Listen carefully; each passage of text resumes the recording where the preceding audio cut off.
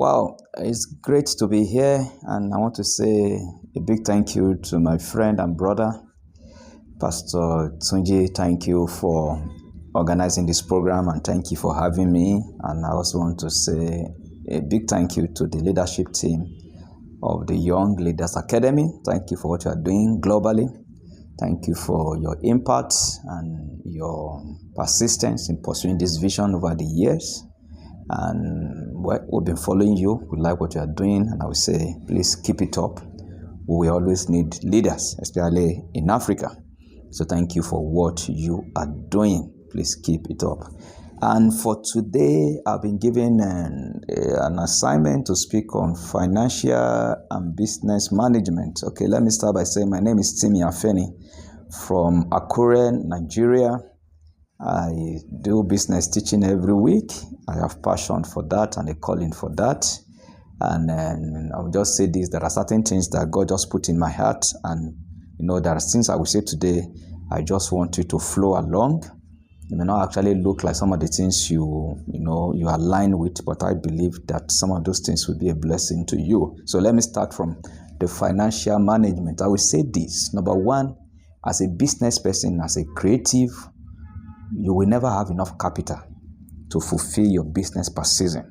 Please take note of that. As a creative, you will never have enough capital. The things on your brain, they are bigger than your financial resources. The things you are thinking, they are big. And a lot of people today, they cannot actually, they don't understand this. They wonder, how come I have an idea and I don't have money to run it? You will never have enough money to run your own idea. Yes, that's the way God ordained business. Your ideas will be bigger. Your ideas will be greater than your resources. Your ideas will be greater than what you have in your bank account. You will see a businessman with probably $10,000 in his account, and is thinking of a business that worth like $100,000. Do you understand that you'll be thinking, I have this idea, but I don't have this. So, and most times people bury their ideas because they could not link their financial resources to their creativity. And with the way God ordained it, you will always be more creative than the capital that you have. So, looking at it, how to now manage your capital and your creativity should now be your daily skill. You have to develop a skill in doing that. And that's why we need to talk about financial management. The capital will not be enough. The resources will not be enough for you to do what you want. And when you now discover that what you have will not be enough, then management comes in. The moment you discover that, what some people used to think that probably is village people, that's the way business is. If you study the woman with the wife of the prophet in the Bible that lost her husband, realize the prophet asked her, "What do you have?" She said, "I have a jar. I have a little. No, not a jar." She said, "I have a flask of oil." So I assume it should be something very small, and the prophet now told her that what you just need now is now just to manage this process. She was with that thing. She didn't know that thing could do something. So most times, the little money you have that you think is not enough is actually a seed that God expects you to create a forest. But because the mindset that this is not enough, we often waste it. This is not enough. We want to expand our business in Africa. We want to expand our business in other cities in US or UK, in Nigeria. But what we have is not enough. What we have is not enough. That is why many people often bury their skills or bury their potential. But I want you to know today, please, the rule of financial management, that what you have will not be enough to take you to the next level. Please take note of that. The capital you have now, the money you have in your bank account now, will not be enough. And the reason is that you are a creative being as an entrepreneur. You think daily. The account is not thinking. The money is not thinking. You have that thing in savings. But what you have in savings will never shut down your brain. Your brain will not stop thinking. You must know that. You will, as a business person, you will always look for trouble. You always look for something that is bigger than you. So please understand that today, it is not something demonic. It is not that you are not a good manager. Do you understand that? That it is not that you are greedy. It is not that you are not contented or whatsoever. No, your brain will keep working as a business person. That is the way God. And you should actually thank God that what you are thinking is bigger than what you have. Because when you actually look at it, that some people, the funny, some people who have this money, they don't know what to do with it. It is actually a person with that money that's always thinking about business. That's the way God ordained it. But what we need to do now is now to manage what you have, to be able to sync with what you have in your mind or your business vision. Do you want to buy a particular machine? You want to buy a particular instrument? You want to buy all those things are there. Keep them. Do you understand that? Never throw away an investment opportunity because of shortage of capital. Never, never, never throw it away. Never, never, never throw it away. So this is one of the things, like I said, this is what you should do. So with what you have, how do you now manage? How do you manage? The basic principle, like I also saw the way Pastor Tucci posted it yesterday or so, that you separate your business money from your personal wealth. So the principal way to manage is that let your business be richer than you. Let your, number one, the things you put money on, are they part of your business? For instance, if you are in show business now, you're an entertainer, you're a master of ceremony, your basic capital is actually what you wear. Some people don't understand that. So somebody who is not in show business will now be comparing himself with somebody who is in show business. A showbiz guy must always look good. Any attire you are putting on is part of the capital. So what I want to say about that is that you have to understand yourself. Don't just copy what everybody is doing. Some people say, I like what that guy is wearing. I like that guy is always on red carpet. That guy is always on it. That anything is putting on that particular time is part of the capital for his business. Because if you don't understand that, you are going to waste a lot of money. That you will now be under pressure to buy what your friends are buying or what the culture is doing. So as a business person, you must understand this, that what is your own capital? Some people, they may not need to be mobile. But if having a personal vehicle is what enhances your look and your business, it's a different thing. So the moment you are being pressured to acquire what is not part of your business, that business will never move forward. So anything, because you cannot but spend. So when we talk about financial management, look at your capital, look at your business. Where you have this particular money, where is your money going to? There was a time in my life, everything I was doing, I was just buying books. So I got to a stage when I was about having my first daughter. My mom called me and warned me that now you have a baby, you should not be buying books the way you used to buy. But that kind of a thing, if you see, like in our house now, we have our wardrobe is about 4. We have four partitions for our wardrobes. You will not imagine my wife is using 3. In fact, my son got to our room one day and said, Mommy is not even using. He said, Mommy is using 3.5. Even the one she allowed me to be using, she was still using half of it, loaded with clothes. But if you look at me now, if I show you my library, you'll be dazed. Do you understand that? That's my library, is my capital. So there is a way I put my money, my resources on that. So, because if one of the, like I'm trying to say that financial management, the basic flow, what actually happens is that the things that take money away from you, you must know it. Is it your capital or is it just for pleasure? You must understand that. If it is for capital, please, you are okay. Because I need to tell you this, you have to have rest of mind, because I've seen many entrepreneurs, they used to feel bad. They think they don't have money. You have money. You have money. It's only that you are building something at a particular time that you know that this thing will enhance your productivity. Like I said, for somebody who is a master of ceremony, for somebody who is an entertainer, for somebody who is in showbiz or a public speaker, buying blazers and everything is part of your capital, because some people may actually give you contract because of what you are putting on. Somebody who is working from home may not actually need that kind of wardrobe. Do you understand? Because nobody is seeing you. Like I used to tell some people, they don't have anything to do on TikTok. They are just burning data. They are just wasting resources, thinking because everybody's on TikTok now, everybody's on Next. There are many people that are not supposed to be there. So you must understand this. I want to give you this simple way, because you spend money every day. So, and you cannot but spend, but make sure that what you are spending is more for your business development.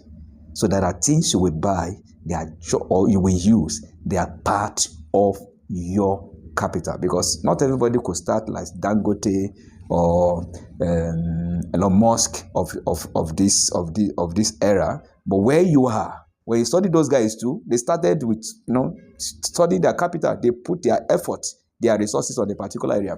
Then when I talk about financial management, like I said the other time, that you will always be more creative than your capital.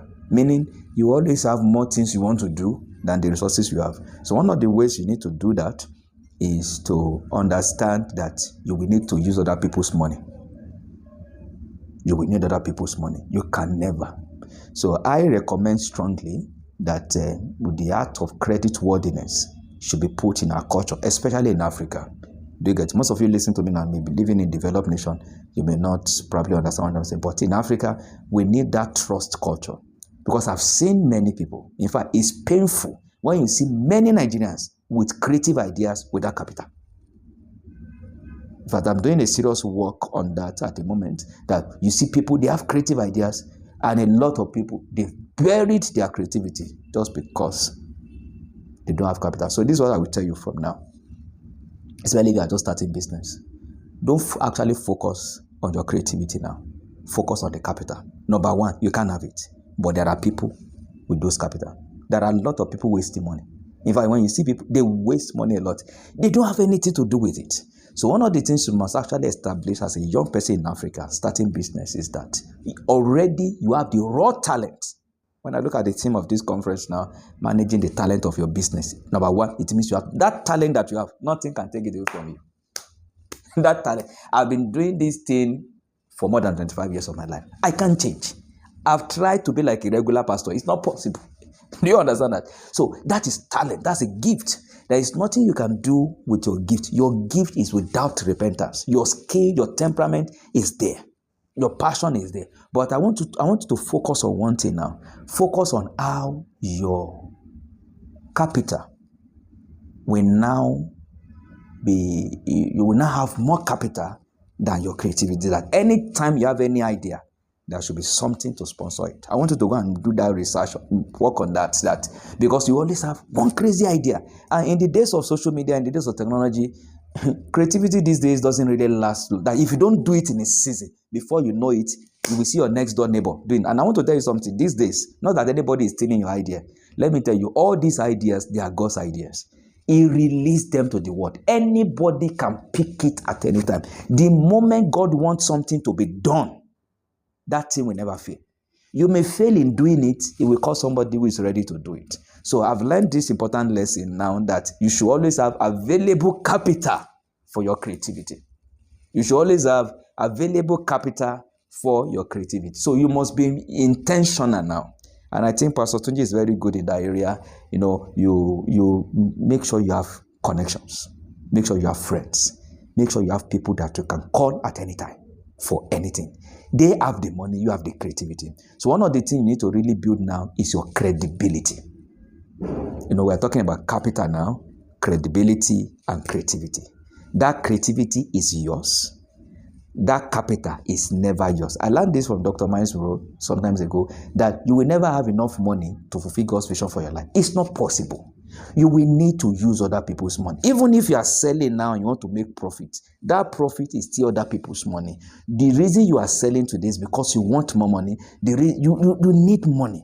So you should focus on raising funds. I'm saying this, and thank God this is a Young Leaders Academy. Please, if you are in your teenage years, if you are in your early 20s, please focus on building the wealth. The talent is there. Don't waste time in that area. It's yours. Nobody can take that away from you. But let God know. Let the world know. Let everybody around know that you are looking for something. And that thing is called capital. So number one, focus on your relationship. Focus on people that have the money. Focus on your credibility with the bank. I'm telling you, it is the business of bank to sponsor ideas. They don't have anything to do with money. I'm telling you this, and people should understand it today. I recommend people taking loan. I recommend people helping people, because there are many people in Africa. All they've been doing is praying for money. And a lot of people, the way they run business, they are running business like pastors. Pastors will tell you the faith. Pastor will tell you they pray. Pastor will tell you, please, as an entrepreneur, don't use that language. If you really want to go far in business, don't use that language. People will give pastor money. Nobody will give entrepreneur money. Because I've seen this in Africa, that we want our life to look like our pastors.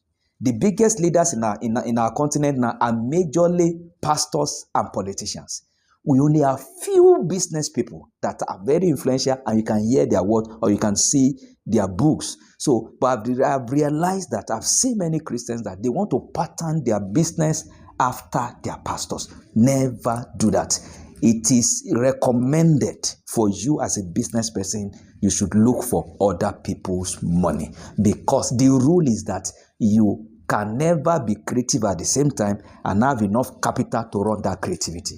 The things you want to do, those who want to go to moon, if you want to go to moon today now, the kind of capital you need to go to moon is not the one that you use to build something in Texas. They are two different things. See these creative guys, see these guys in tech world, the things they are doing, those things are crazy, but they are not using their money. But over time, people trust them that guy, if that guy, you say he will do this thing, he will do it. And that's another thing. Apart from your relationship, let people see your track record in business. You are starting a farm, let them see that you do the farm very well.